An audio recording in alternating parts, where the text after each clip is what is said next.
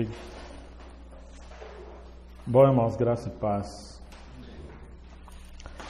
Nós vamos voltar, na verdade, dar continuidade à carta de Paulo aos Romanos, que é uma carta de fundamento, e temos considerado verdades centrais sobre o Evangelho. E para nos lembrar, um versículo central da carta de Paulo aos Romanos está no capítulo 1, verso 16. Se alguém quiser ler de voz alta, bem audível, eu vou pedir que leia Romanos capítulo 1, verso 16. Não me envergonhe do Evangelho, porque é o poder de Deus para a salvação de todo aquele que crê, primeiro do judeu e depois do grego. Então você vê que Paulo está ressaltando, ele não se envergonhava do Evangelho, porque ele não é meramente ou simplesmente uma doutrina, uma ideia, um pensamento, uma filosofia, como na época predominava em Roma, predominava em vários lugares. As pessoas tinham uma afeição por uma ideologia, ou um nível de filosofia, ou uma mera religiosidade, e elas escolhiam aquilo que lhes pareciam bem para seguir. Paulo, outrora, fora um judaizante. Paulo fora criado aos pés de Gamaliel.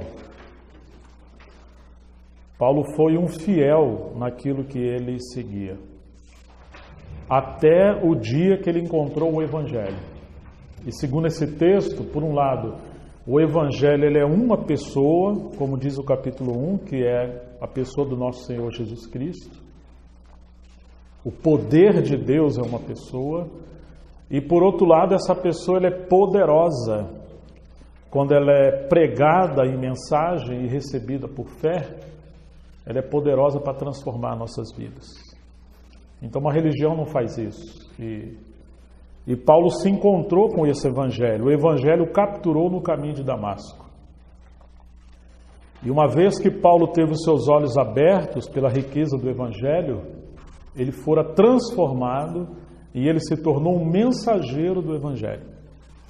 Então agora aos Romanos ele está descortinando passo a passo as riquezas insondáveis do Evangelho de nosso Senhor Jesus Cristo. E como é importante ouvirmos o Evangelho. É muito interessante que no capítulo 10, nós vamos ler Paulo falando da palavra da fé.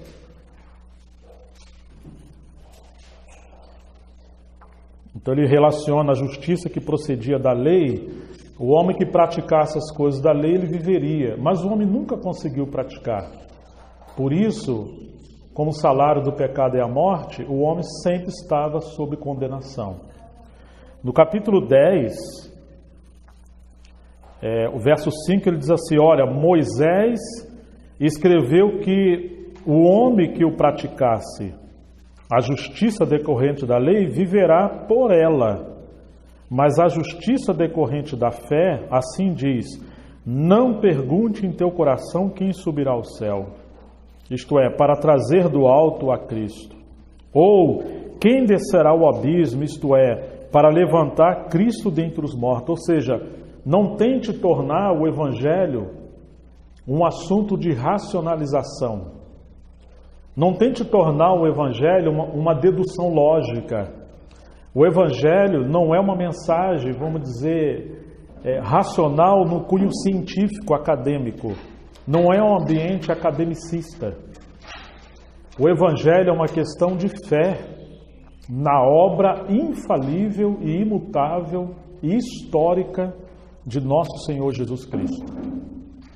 E uma vez que a pessoa crê no fato da crucificação e ressurreição do nosso Senhor, ela é salva. Que coisa maravilhosa que ela não está no campo de uma ideia, ela não está no campo de um discurso, de um debate, ela está no campo da intervenção divina à desgraça do homem, à queda do homem, à falência humana por causa do pecado. Por isso ele vai dizer assim, verso 8, porque se diz, a palavra está perto de ti. Então a palavra viva, o rema de Deus, está perto do homem. Deus está perto do homem pela sua palavra. Na tua boca e no teu coração. Esta é a palavra da fé que pregamos. E essa palavra aqui no grego é rema. É a palavra viva de Deus que Paulo estava pregando. E uma vez que se prega essa palavra com fé e é recebida com fé, ela desencadeia o poder soberano de Deus que transforma o homem, que redime o homem. Aquele homem que estava morto passa a viver pela vida de Cristo transmitida pela pregação do Evangelho e operada pelo Espírito Santo. Aquele mesmo Deus que disse no meio das trevas, haja luz e houve luz. O mesmo Deus intervém na história da humanidade quando a pregação do Evangelho é transmitida com fé e o homem recebe por fé. O mesmo Deus que disse haja luz, brilha a luz no seu coração. E as trevas são dissipadas. E agora o homem passa a ver. Essa era a pregação de Paulo, porque Paulo foi capturado por essa verdade. Não meramente por uma ideia, mas por uma pessoa gloriosa que é Jesus Cristo, nosso Senhor.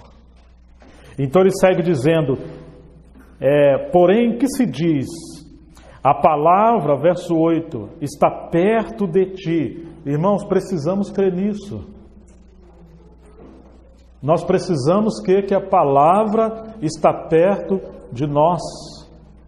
Nós precisamos crer que assim como no início de Gênesis, a terra estava sem forma e vazia, e o Espírito de Deus se movia sobre a face do abismo.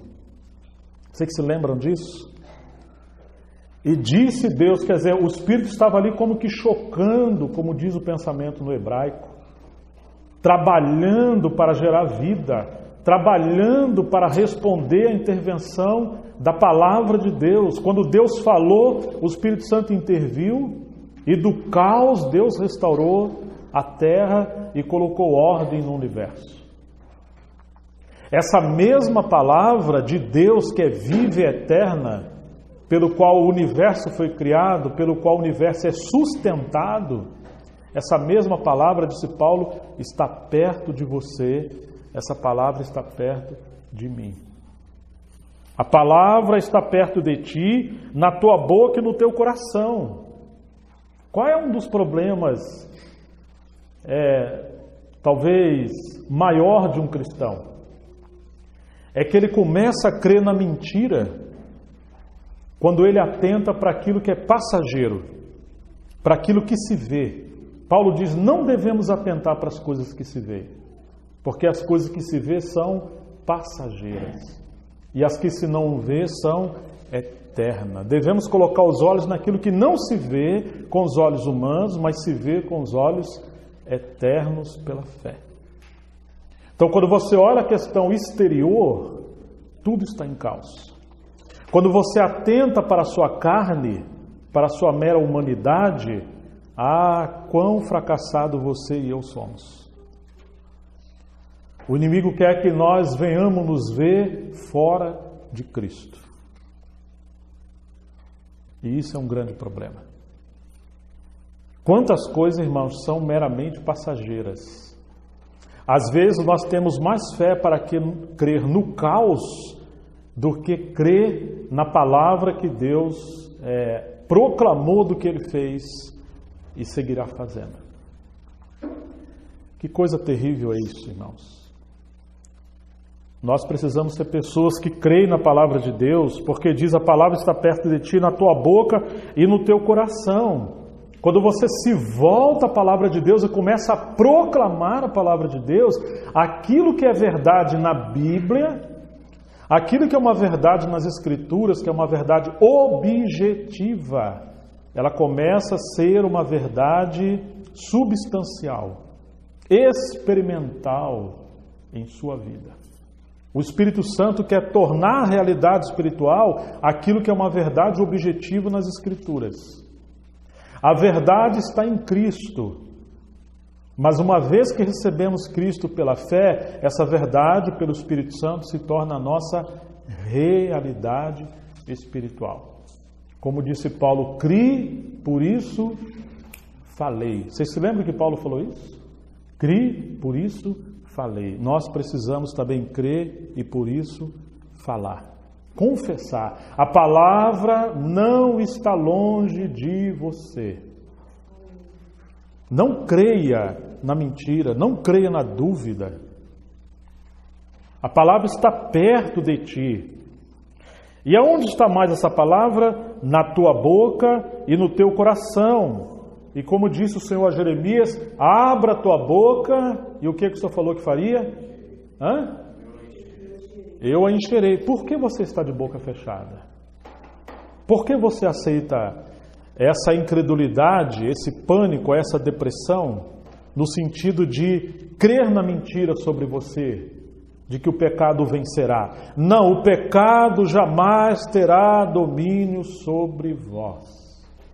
Porque não estar debaixo da lei, que obrigava o homem a fazer coisa, mas não dava o Espírito Santo, mas nós estamos debaixo da graça, onde Cristo consumou o ato da cruz, nós cremos. E ao crermos, isso se torna realidade em nós. Já não é o esforço humano, mas é a vida gloriosa de Cristo em nós. A palavra está perto de ti, na tua boca e no teu coração. Está vendo, irmãos? É como uma fonte que você tem que tirar os entulhos que estão atrofiando o fluir da água. E esses entulhos que atrofiam, normalmente são o orgulho, normalmente são o individualismo, normalmente são o pecado, e mais do que tudo, e sobretudo, é a incredulidade ao poder de Deus. A palavra está perto de ti, na tua boca e no teu coração. Então confesse a palavra. Amém. Ore a palavra. Abra a tua boca. Flua no Espírito Santo. Isto é a palavra da fé que pregamos. Não uma incredulidade. Olha o verso 9. Se com a tua boca fizer o quê? Confessardes. Confessar o quê? Jesus Cristo como o Senhor. E em teu coração, o quê? Crer que Deus o ressuscitou dentre os mortos. O que vai acontecer, irmãos? Serás salvo. Por um lado, salvo da condenação aqueles que não tinham vida ainda, que estavam perdidos. Mas uma vez que somos salvos e confessamos, nós somos salvos dessa atmosfera, desse ambiente, dessas trevas que quer nos aprisionar nas inclinações da nossa carne, que berram, que gritam, que lutam para nos manter escravos do pecado. Deus intervém em nossas vidas quando proclamamos a palavra e cremos no nosso coração. E essa palavra proclamada que produz fé, ela desencadeia o poder de Deus que salta dentro de nós, e pela fé vencemos o pecado porque Cristo venceu na cruz. O justo viverá, segundo Paulo, da fé, não de circunstância. Verso 10, porque com o coração se faz o quê? Se crê para a justiça, e com a boca se faz o quê, irmãos? Se confessa. Oh, irmãos, nós precisamos estar no ambiente da palavra de Deus. E precisamos estar confessando a palavra de Deus. Quanta guerra do inimigo para você não congregar? Para você andar cabisbaixo, para você andar fora do ambiente da palavra, porque a palavra tem o poder de operar a vida gloriosa de Cristo em nós. Claro que aqui está falando da salvação, mas uma vez salvo, precisamos ser salvos todo dia, todos os dias, dessa atmosfera, dessa influência de trevas, de malignidade, de apostasia, de carne, de decadência, de fraqueza, de morte, que tanto nos assola. E pela fé somos mais que vencedores sobre todas essas coisas que são passageiras e transitórias, e muitas delas são inflamadas pelo pai da mentira. O pai da mentira trabalha em nossa mente, lançando setas inflamadas, para darmos crédito à mentira e não à verdade. Muita coisa na nossa vida são também simbólicas. Por exemplo, você come o pão da manhã. Por um lado é pão, mas por um lado a palavra de Deus diz que Jesus é o verdadeiro pão. Você bebe água, mas Jesus falou que Ele é a água da vida. Você sente o ar e respira o ar, mas a Bíblia diz que o Espírito é o ar. Você me entende, irmãos? Você tem sua casa, mas essa casa é transitória, ela vai ser destruída. Ele é a verdadeira casa. Sua casa tem porta, mas Jesus falou, eu sou a porta. Ela tem fundamento, mas Ele diz, eu sou o fundamento. Vocês estão vendo que tudo nessa terra é transitório? Mas a nossa tendência é se agarrar àquilo que é transitório e passageiro e não entender que isso faz parte da didática de Deus, nos ensinar verdades eternas, colocando na nossa cultura e história, em nosso viver cotidiano, coisas terrenas para nos ensinar verdades eternas. Mas que pena, irmãos, que nós nos tornamos tão terrenos por nos esquecermos que não somos dessa terra. Nós somos peregrinos e forasteiros. Como disse C.S. Lewis, não somos seres terrenos vivendo uma experiência espiritual, mas somos seres espirituais vivendo uma experiência terrena. Porque nascemos do céu e a nossa pátria está nos céus, donde aguardamos o nosso Salvador. Em breve Ele virá e estaremos com Ele para sempre, em novos céus e nova terra. Não somos terreno, temos que tirar os olhos dessa terra e colocar os nossos olhos nos céus. Oh, irmãos, com o coração se crê para a justiça e com a boca se confessa a respeito da salvação, porquanto a Escritura diz, todo aquele que nele crê não será confundido. Onde começa a confusão? Com a incredulidade. Onde começa a confusão? Quando contemplamos o caos e não contemplamos a verdade eterna de Deus. Quando olhamos as coisas da prerrogativa de um homem caído e não da prerrogativa de um homem redimido. Aquele que está em Cristo, nova criatura é. As coisas velhas já se passaram e eis que tudo se fez novo. Porque o Espírito de Deus foi derramado em nosso coração, Ele não traz confusão. Aquele que crê não será confundido, pois não há distinção entre judeu e grego, uma vez que o mesmo é o Senhor de todos, rico para com todos os que o invocam, porque diz, todo aquele que invocar o nome do Senhor será salvo. Vamos repetir isso, irmãos? Todo aquele que invocar o nome do Senhor será salvo. Aleluia! Houve a queda em Adão. E dos dois filhos de Adão, um brigou com o outro e matou o seu irmão. Quem brigou entre aqueles primeiros filhos de Adão? Quem foi que brigou e matou o seu irmão? Você lembra, Milena? Quem matou o seu irmão, os filhos de Adão? Quem que foi que matou? Quem que lembra das crianças? Ele lembra. Caim matou Abel. Você vê a malignidade na mente, na alma, na carne.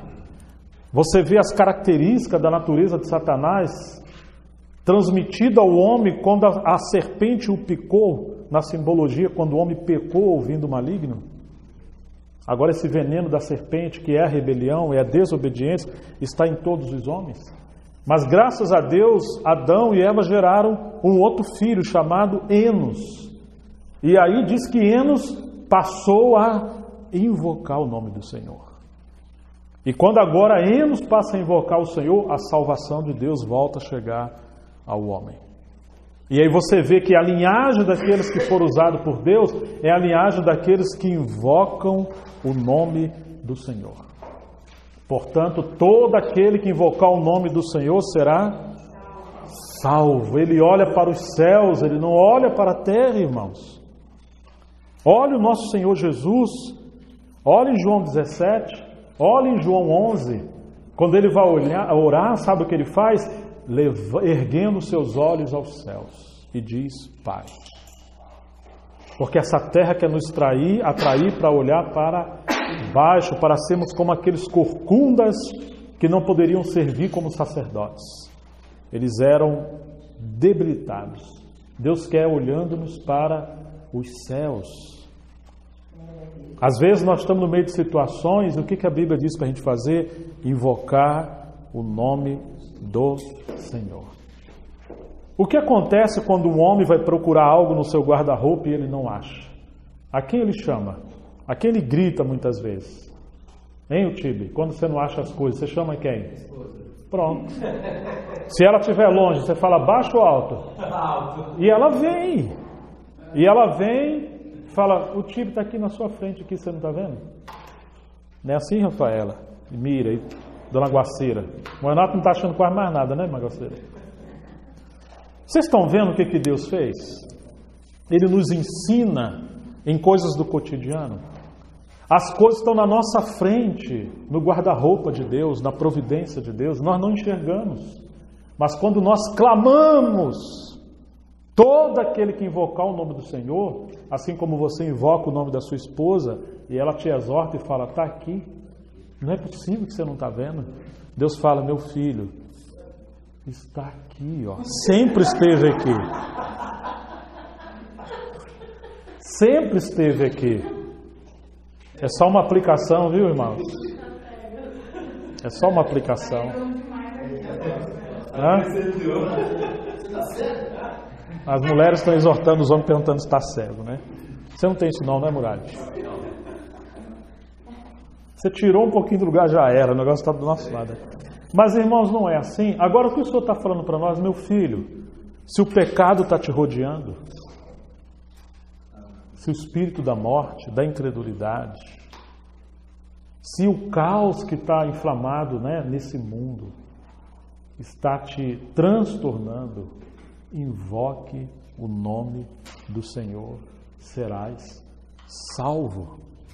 Na minha angústia te clamei, tu inclinaste para mim, no ventre do inferno, do abismo te busquei, tu ouviste a minha voz. Disse Jonas quando estava nas profundezas do abismo. As águas do abismo me cercaram.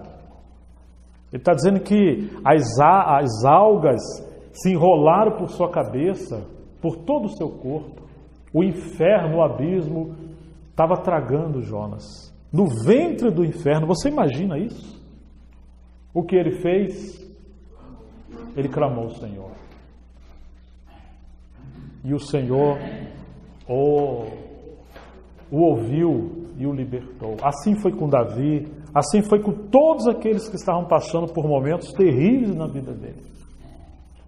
Por um lado está falando de salvação, mas por outro lado está falando que nós devemos ser salvos de todas essas circunstâncias negativas todos os dias. Todo aquele que invocar o nome do Senhor será salvo. Como, porém, invocarão aqueles em que não creram? E esse está falando daqueles que não creram. E como crerão naqueles de quem não ouviram? E como ouvirão se não há quem pregue? Você percebe, irmãos, a necessidade da pregação do Evangelho? E como pregarão se não forem enviados? Agora o Senhor precisa enviar e nós precisamos cooperar com esse envio, provendo com as nossas ofertas para sustentar aqueles que são levantados e enviados por Deus. O diabo quer fazer cessar a obra missionária da pregação do Evangelho. Muitas das vezes não apoiamos aqueles que Deus levantou para a pregação, ainda que essa é a responsabilidade de todos nós, pregar o Evangelho. E como pregarão se não forem enviados, como está escrito, quão formosos são os pés daqueles que anunciam as boas novas. Mas nem todos obedeceram ao Evangelho, por isso Isaías diz, Senhor, quem acreditou em nossa pregação? E assim a fé vem pela pregação e a pregação pela palavra de Cristo. A fé vem pela pregação. Às vezes a gente fala, eu estou sem fé, eu não estou crendo. Irmão, você está ouvindo a palavra? Você imagina, você chama a esposa, Rafaela, mas se a Rafaela não está no ambiente aonde a sua voz chega, digamos que ela está lá na loja trabalhando, ele pode gritar aqui que ela não vai ouvir, só se ligar. Agora compare isso com a esfera do Senhor. Se nós estamos no ambiente onde a palavra de Deus está sendo falada, entre a reunião ou a comunhão dos santos, você vai ouvir. Mas como diz o livro de Hebreus, não deixemos de nos congregar como é costume de alguns. Não deixe o embaraço amarrar os seus pés ao ponto de que você não esteja no ambiente da palavra, porque a palavra está sendo falada para nos lavar, nos limpar, e nós às vezes não estamos ouvindo. E por isso nós não temos fé. Porque nós estamos vivendo num ambiente fora da palavra, e aonde não tem a palavra, mente vazia é oficina de Satanás, do diabo. Você está encontrando aí o marxismo cultural, a televisão, a racionalização, essa cultura falida, mundana, está enchendo a sua cabeça.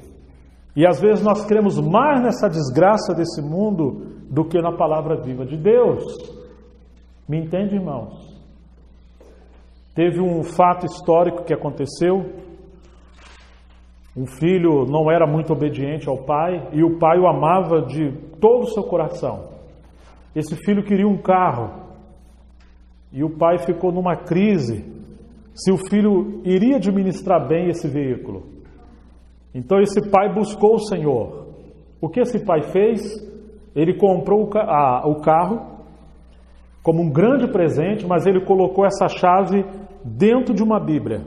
E ele deu a Bíblia de presente para o seu filho. E dentro da Bíblia tinha a chave do carro com o documento tudo certinho. Só que o filho era um filho não grato. Quando ele recebeu esse presente do seu pai, que era uma Bíblia, ele ficou transtornado, porque ele aguardava que o pai fosse dar o carro. O que ele fez, irmãos? Ele desprezou o presente. Ele guardou esse presente por muito tempo. O pai faleceu. E esse filho foi ao enterro. E ele era um filho não grato. Um belo dia, depois de muitos anos, ele foi mexendo nos seus objetos e descobriu a Bíblia que o pai lhe deu. Quando ele abriu, ali dentro tinha um envelope. A Bíblia estava meia, digamos, gordinha. E ali estava a chave do carro e uma nota do pai dizendo que ele amava o seu filho. Mas muito mais do que o carro, ele precisava da palavra de Deus. Que se ele tivesse a palavra de Deus, ele teria não só o carro, ele teria todas as coisas que faz sentido à vida humana. Vocês estão vendo, irmãos? Muitas das vezes nós imaginamos as coisas e queremos as coisas, mas sem o Pai e sem a palavra de Deus. Nós queremos as coisas da nossa maneira.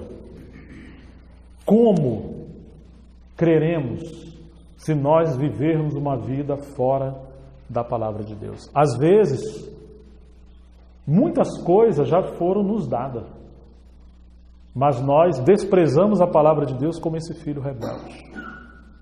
E agora você vive como um mendigo. Você vive como aquele moribundo.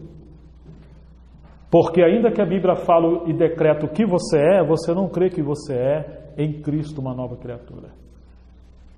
E as dúvidas passam a inundar e governar a sua vida e a minha vida. E isso é um problema muito sério. Imagina quantas coisas nós vivemos como mendigo, longe de uma mesa farta que Deus nos propôs em Cristo no Evangelho, porque não cremos na palavra de Deus.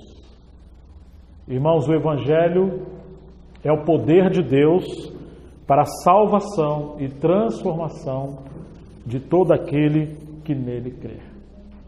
Da outra vez que nós compartilhamos Romanos, nós terminamos o capítulo 5. E hoje eu queria, além dessa passagem do capítulo 10, que fala da palavra da fé, essa palavra no grego é rema, é uma palavra que Deus falou, proclamou, ainda que hoje é o Logos escrito na nossa Bíblia, mas ela está sempre viva para nós. Podemos nos apropriar e crer nisso e falar não à mentira, não à nossa carne, não às propostas da nossa carne, não ceder ao pecado, pela fé em Cristo Jesus. Eu queria ressaltar alguns versículos do capítulo 5, porque temos palavra-chave ali chamada muito mais. Quando Paulo, que era um mestre na retórica, um mestre na arte da pregação, do discurso, de levar as pessoas a pensar, a refletir, enquanto ele estava escrevendo ou pregando, e Paulo normalmente prega como Jesus, fazendo perguntas, para nos levar a pensar. Isso é maravilhoso. Capítulo 5 de Romanos, vamos ver rapidamente onde aparece esse termo muito mais. Capítulo 5, verso 9, diz assim: logo, muito mais agora, sendo justificado pelo seu sangue, seremos por ele salvos da ira. Que coisa maravilhosa, né?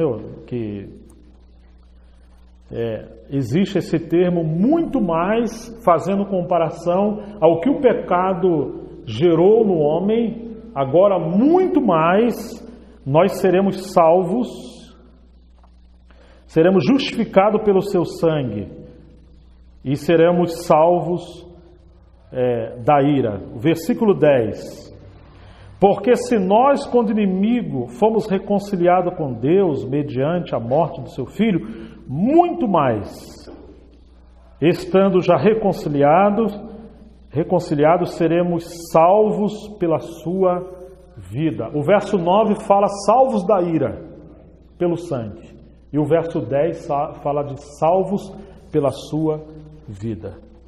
Uma coisa é ser salvos da ira pelo sangue, somos salvos da condenação eterna. Muito mais agora, que antes éramos inimigos e fomos reconciliados com Ele, muito mais agora seremos salvos pela sua vida, já não da ira, mas pela vida.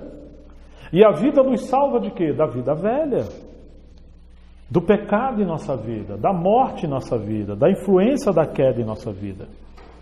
Versículo 17: se pela ofensa de um só homem, e por meio de um só, que foi Adão, reinou a morte, está vendo? Por causa da queda de Adão. O que acontece agora? Muito mais. Está vendo muito mais? Muito mais os que recebem a abundância da graça e do dom da justiça. O que vai acontecer com eles? Reinarão em vida. Oh, irmãos, que coisa maravilhosa isso, irmãos. Reinarão em vida. Você está vendo a promessa de Deus para nós? Muito mais. Não creia na mentira que você não vai reinar. Não creia que você não pode ser livre. Não creia que você não possa ser liberto. Não acredite que você vai ser sempre escravo do diabo. Não. Não é isso que o Evangelho fala. O Evangelho fala aqui muito mais. Versículo 20: a lei veio para que aumentasse a ofensa, mas onde abundou o pecado, o que diz a Bíblia? superabundou a graça, ou seja, muito mais. Amém, Fernando? Verso 20, 5. Onde abundou o pecado, superabundou a graça. Mas o que nós ficamos? Com o pecado, quando não cremos no Evangelho. Vocês estão vendo, irmãos? Superabundou a graça de Deus. Muito mais, muito mais, muito mais. Irmãos, que o Senhor leva-nos a crer nessa palavra da fé, nessa palavra do Evangelho. Nós precisamos, inclusive, sermos reevangelizados. E o capítulo 6, para a gente terminar, eu vou deixar essa lição de casa para os irmãos, porque, se Deus quiser, vai ser o assunto da semana que vem. É o capítulo 6 de Romanos. Vamos ler o versículo 3, que diz assim: ou não sabeis. É assim que Paulo está falando, fazendo pergunta. Não sabeis que todos quanto fomos batizados em Jesus Cristo, fomos batizados na sua morte. Você não sabe? Mas é uma pergunta, ele está dizendo, vocês sabem, mas vocês se esqueceram de exercitar a fé naquilo que vocês sabiam. Estão entendendo, irmãos, o que Paulo está falando? Nós às vezes nos esquecemos. Versículo 6, quem quer ler? Sabendo isto, que o nosso velho homem foi crucificado com ele, para que o corpo do pecado fosse desfeito, a fim de não servirmos mais ao pecado. Então, o verso 3 tem uma chave e o verso 6 tem outra chave, sabendo isto. Essa é a chave. Está vendo? O que nós temos que saber? Que o nosso velho homem foi com ele crucificado, para que o corpo do pecado seja destruído, para que não sirvamos mais ao pecado. Uma pergunta rápida. Alguém deve R$1.000 a você ou R$100 a você? Você fala, eu vou cobrar ele. Mas agora você descobre que ele morreu. E agora ele foi sepultado. Por acaso você iria no cemitério? Vamos dizer que o nome do homem é Roberto. Ô Roberto, eu vim aqui hoje falar com você. Se você pode me pagar aqueles R$100 que você me deve. Você faria isso? Alguém aqui faria isso? Hã? E você acreditaria que o Roberto responderia? Ô, você me desculpa, mas é que eu morri. E agora que eu morri, eu lamento muito, eu não posso me levantar daqui para te pagar. Infelizmente, você vai ter que se contentar com a perda, porque eu não te pago mais. Vocês estão me entendendo, irmãos? Paulo está dizendo, sabendo isto, você é o Roberto, o seu homem velho que gosta do pecado, que era aprisionado pela serpente e pela mentira, que devia, morreu. E agora, o inimigo vem falar com você, todos os dias. O mundo fala com você. A publicidade, o marketing da televisão, do shopping, de todo lugar, é para atrair você. O espírito de lascívia, de tudo quanto é coisa, é para atrair você. Só que Paulo está dizendo, você morreu. Você não pode responder mais, porque você morreu. Estão me entendendo, irmãos? Morreu para você não servir mais ao pecado. Você já matou um mosquito que pousou na sua parede branquinha e você vai lá com o chinelo e pá, ou com a mão? Ele morreu. E o que fica na parede? A mancha, né? Só que ele morreu? Morreu. E o que você faz com a parede agora? Você tem que tirar aquela mancha enquanto pode. O que a Bíblia está dizendo para nós?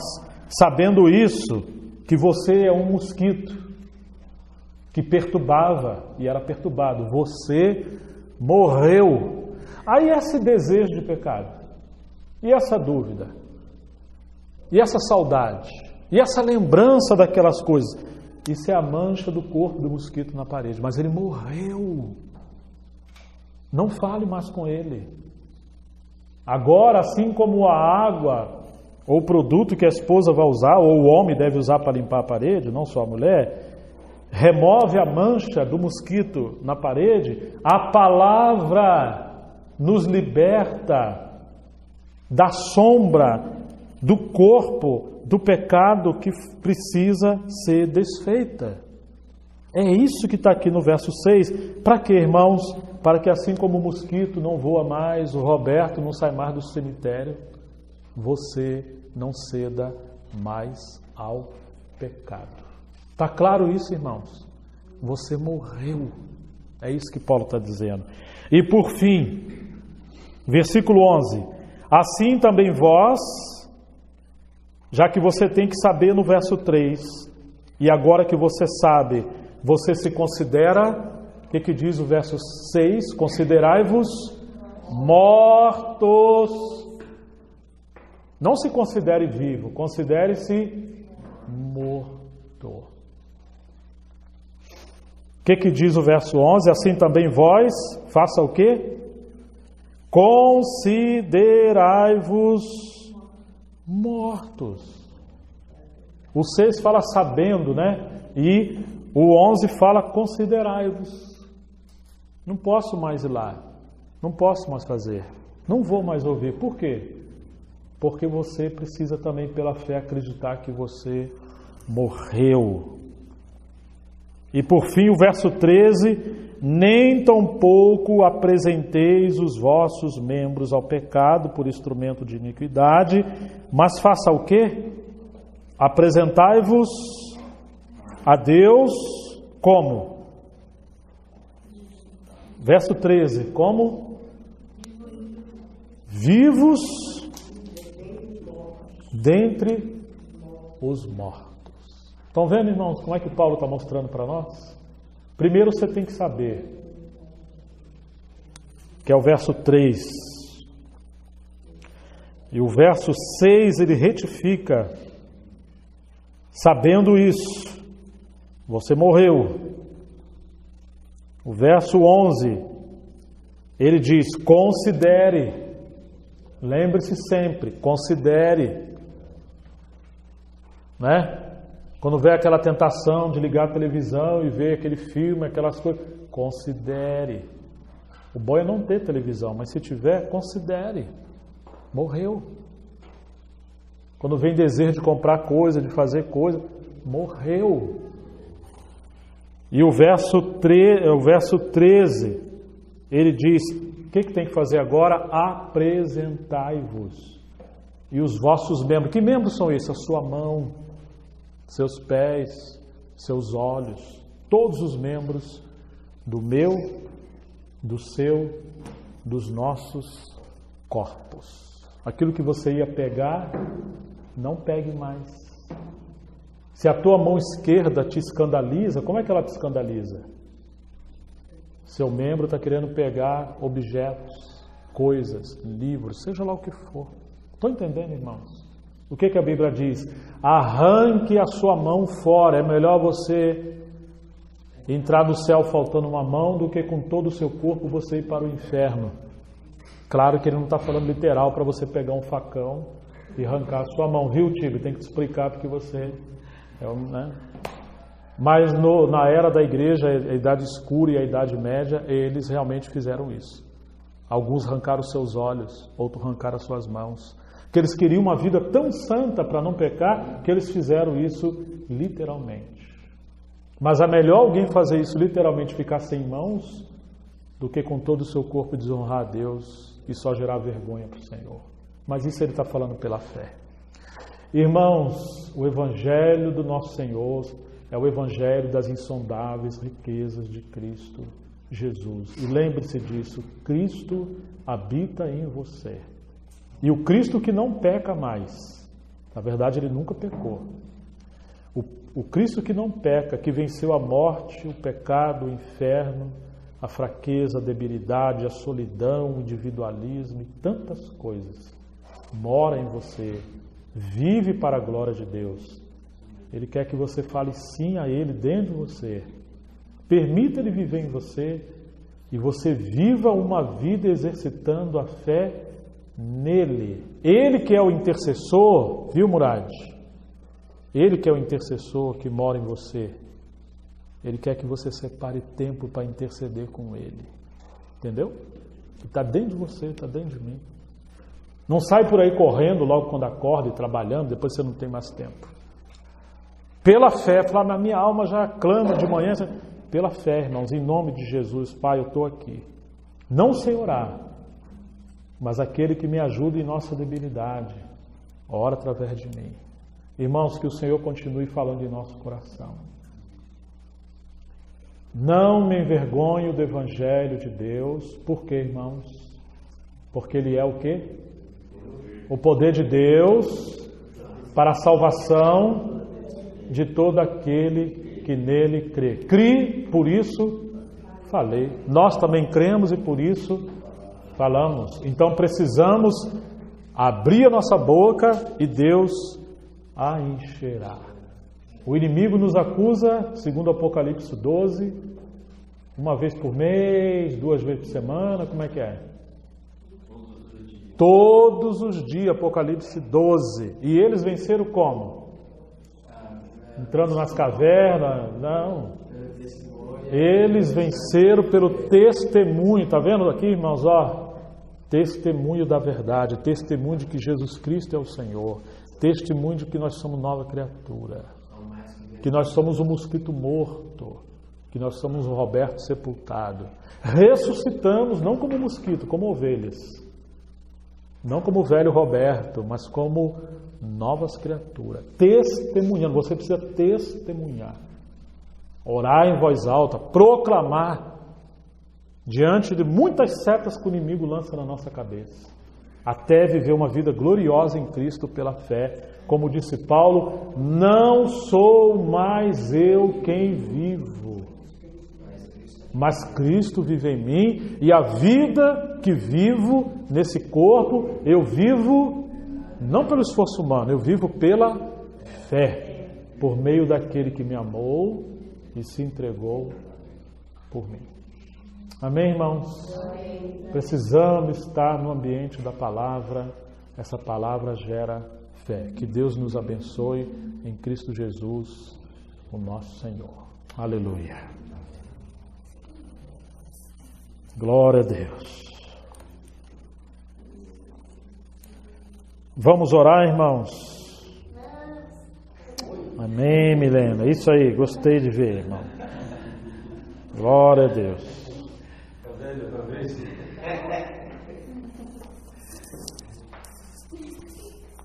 Vamos orar, irmãos. Só a Milena falou vamos, tá vendo, irmãos? Graças a Deus pela Milena. Ó, irmãos, precisamos confessar, sabe? Amar a palavra, se unir à palavra, declarar a palavra. A palavra está perto de ti, na tua boca e no teu coração. Esta é a palavra da fé que pregamos. Glória a Deus. Aleluia.